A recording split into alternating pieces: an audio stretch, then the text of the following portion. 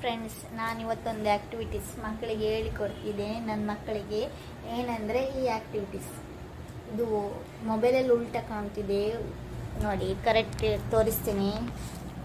1 ಹೇಳಿ, 1 2 2 3 4 5 6 7 8 9 ಇದೆ.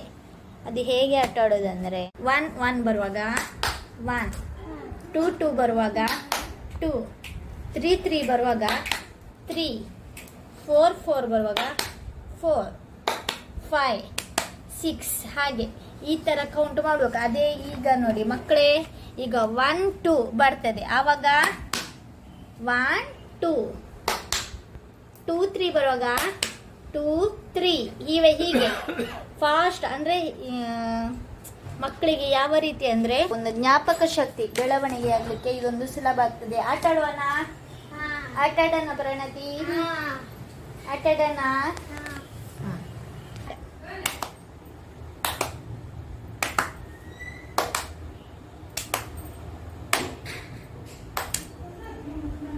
ಸುಲಭ, ಈಗ ಇದೇ ಕಷ್ಟ. ತಡಿ, ತಪ್ಪಾಯ್ತು. ಪ್ರಣತಿ ಮಾಡು, ಪ್ರಣತಿ ಇದು ಮಾಡು, ಇದು ಆಡು. 1 1 ಮತ್ತೆ ಇನ್ನೊಮ್ಮೆ ಚಪ್ಪಳೆ ತಟ್ಟು.